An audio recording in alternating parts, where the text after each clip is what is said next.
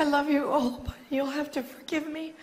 I've lost my voice in screaming and lamentation this weekend, and I have lost my mind sometime earlier this year, so I have to read.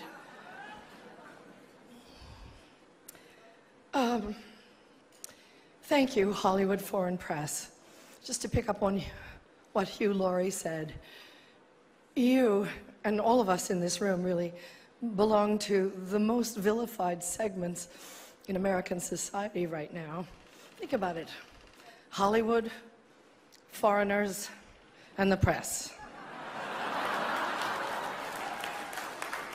But who are we? And you know, what is Hollywood anyway? It's just a bunch of people from other places. I was born and raised and educated in the public schools of New Jersey. Viola was born in a sharecropper's cabin in South Carolina, came up in Central Falls, Rhode Island. Sarah Paulson was born in Florida, raised by a single mom in Brooklyn.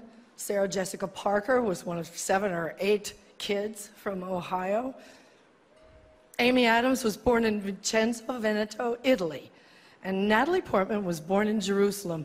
Where are their birth certificates?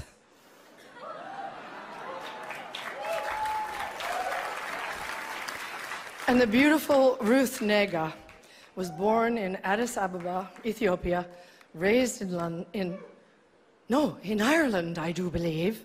And she's here nominated for playing a small-town girl from Virginia. Ryan Gosling, like all the nicest people, is Canadian. And Dev Patel was born in Kenya, raised in London, and is here for playing an Indian raised in Tasmania. So Hollywood is crawling with outsiders and foreigners.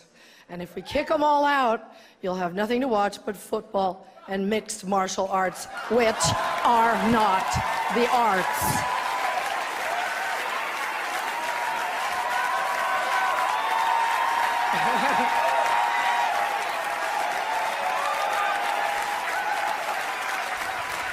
They gave me 3 seconds to say this, so. An actor's only job is to enter the lives of people who are different from us and let you feel what that feels like. And there were many, many, many powerful performances this year that did exactly that. Breathtaking, compassionate work. But there was one performance this year that stunned me. It sank its hooks in my heart. Not because it was good. There was nothing good about it. But it was effective, and it did its job. It made its intended audience laugh and show their teeth. It was that moment when the person asking to sit in the most respected seat in our country imitated a disabled reporter, someone he outranked in privilege, power, and the capacity to fight back.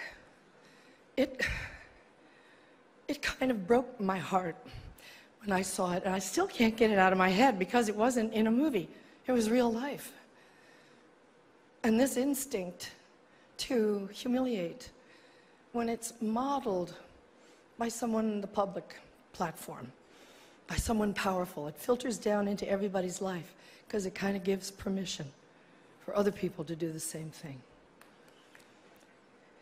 Disrespect invites disrespect. Violence incites violence. When the powerful use their position to bully others, we all lose. Okay, go up with that thing. Okay, this brings me to the press. We need the principled press to hold power to account, to call them on the carpet for every outrage.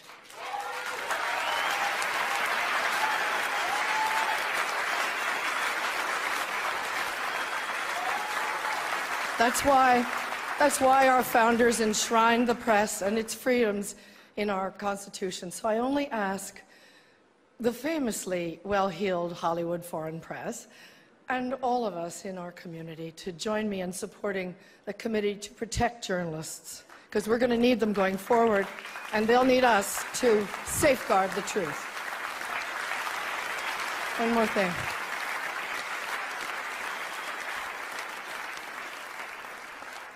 Once, when I was standing around on the set one day, whining about something, you know, we were going to work through supper or the long hours or whatever, Tommy Lee Jones said to me, "Isn't it such a privilege, Meryl, just to be an actor?"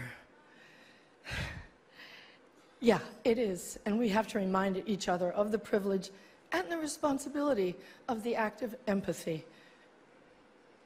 We should all be very proud of the work Hollywood honors here tonight.